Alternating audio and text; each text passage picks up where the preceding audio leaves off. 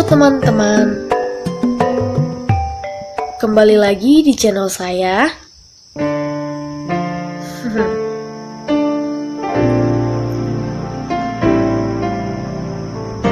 Jangan lupa subscribe channel ini. Jangan lupa like, komentari, dan juga di-share ya. Terima kasih atas dukungannya.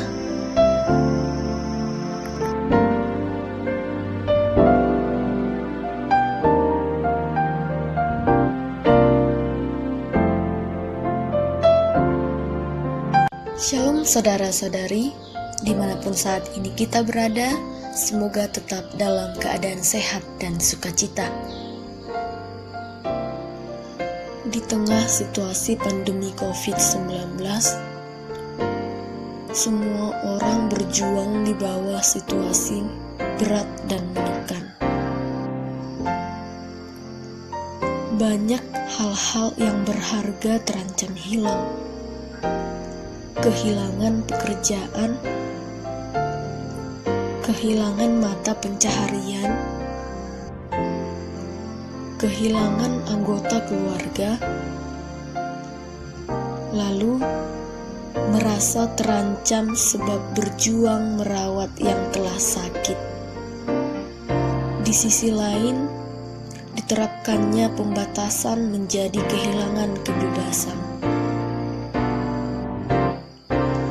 Melihat keadaan ini, apa yang bisa kita lakukan? Bertolong-tolonglah menanggung beban. Demikianlah kamu memenuhi Kristus. Firman Tuhan dalam surat Paulus kepada jemaat di Galatia, pasal yang ke-6, ayat yang kedua. Paulus memberikan saran kepada jemaat untuk bertolong-tolonglah menanggung bebanmu. Meskipun kita memiliki kebutuhan atau kesulitan sendiri, tetapi orang percaya tidak bisa menunggu sampai hidupnya tanpa rintangan menjangkau orang lain.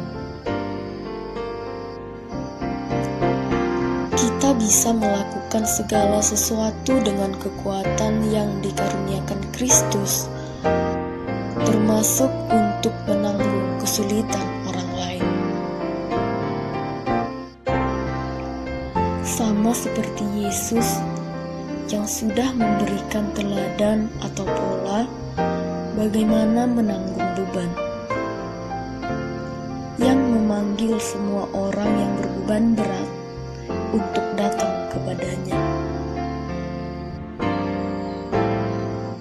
Hal apa yang bisa kita lakukan untuk sesama? Yang pertama, memberikan penghiburan. Dalam 2 Korintus 1 ayat yang ke-3 sampai yang ke-4, kita harus meneruskan penghiburan Allah terhadap sesama. Memberikan waktu terhadap mereka yang bergumul, merangkul dan mendampingi mereka. Dalam ajaran Kristen, dengan memberikan penguatan dari ajaran Alkitab yang sumbernya berasal dari Tuhan Yesus, maka akan mendapatkan kedamaian. Yang kedua adalah saling mendoakan. Tujuannya agar iman semakin erat bersatu, lebih mengasihi dalam masa-masa sulit. Dalam Yakobus 5 ayat 16 mengajarkan agar saling mengakui dosa dan saling mendoakan. Tujuannya agar saudara-saudari kita diberikan kekuatan dalam permasalahan yang dialami. Yang ketiga, bersifat adil. Bersifat adil dengan tidak memberikan stigma negatif terhadap orang yang terinfeksi virus. Walaupun tujuannya adalah agar terhindar dari virus, tetapi tujuannya yang baik ini jangan sampai melanggar hak orang lain. Hal ini akan mengakibatkan orang lain, baik yang belum atau yang sudah terinfeksi, takut untuk berobat dan takut untuk jujur. Sama seperti firman Tuhan dalam kitab Yesaya pasal yang ke-1 ayat yang ke-17 dikatakan, untuk belajarlah berbuat baik dan mengusahakan keadilan. Dalam situasi saat ini, marilah saling mendukung yang satu dengan yang lain, sebab mereka atau kita adalah saudara. Setiap perbuatan baik yang kita lakukan hanya untuk Tuhan.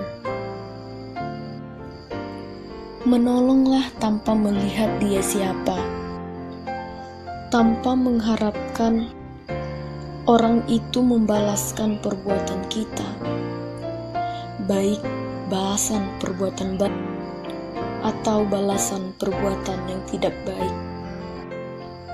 Segala perbuatan yang kita lakukan untuk mereka yang membutuhkan tidak akan sia-sia.